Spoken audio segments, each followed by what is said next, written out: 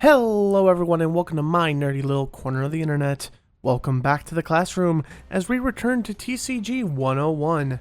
In today's lesson we will discuss rotation, the pros and cons, and what to expect for the future of Disney Lorcana. Rotation is slang for the legalization of a card in a format being determined by a relative time-related restriction. For example, in Magic the Gathering, their standard format legalizes cards printed in their normal products in the past 3-ish years. Cards printed in a special set or before that date are not legal in standard. Whenever a certain set releases, rotation occurs, in which a collection of the oldest sets and the card within them become no longer legal within that rotating format. Disney Lorcana has introduced a rotation legalization for their core constructed format. When the 9th set, named Fabled, releases in September, cards printed in sets 1 through 4, namely The First Chapter, Rise of the Floodborn, Into the Inklands, and Ursula's Return, will become illegal to play in core constructed. There is the caveat of cards that are reprinted in core constructed sets. If a card such as Maleficent Monstrous Dragon is printed into the new Fabled set, it will become or remain legal in core constructed until that set rotates out, unless it is reprinted again. Cards that rotate out, however, do not need to be thrown into the fire. Disney Lorcana has introduced a new format called Infinity, where all cards will remain legal, save for bans such as Hiram and Fortisphere. So why introduce a rotating format? Well, one obvious thing is money. In a format where only newer cards are legal, it requires players to keep paying for new cards, which in one way or another leads to the selling of packs, leading to more income for Ravensburger. Another reason is accessibility.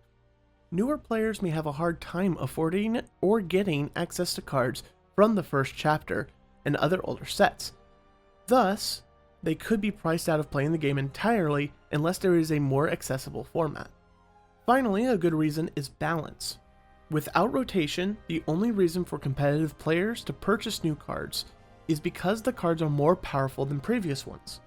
This effect is known as power creep. If a TCG wants to avoid this power creep, having a format with a stable power level can help in avoiding or dampening that issue. So what is the downside of a rotating format? There are a few. First, the player base can be divided based on their format. Some players may only play Infinity, while others only play core constructed. This can lead to a separation of players within a community. Another issue is a financial downside. Whenever cards that are powerful in core, but weaker in Infinity, rotate out of the format, the value of the card could plummet, which can be a negative experience for many players.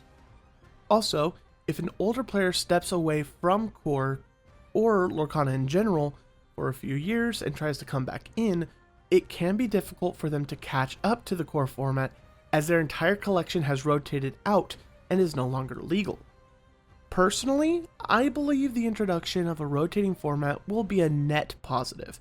However, I think the rotation is too soon and is rotating way too many sets.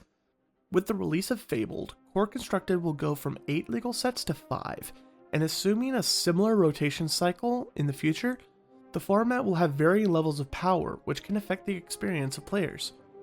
I personally would have waited until the release of set 13 in the fall of next year and had a certain set count be the rotation, as opposed to what I'm going to call the arcs, which are a set of 4 sets with an overarching storyline. But tell me what you think about rotation and how you would have changed it. Are you planning on playing the new Infinity format, sticking with core constructed, or possibly having a deck for both formats? Let me know in the comments below and have a great day. Goodbye.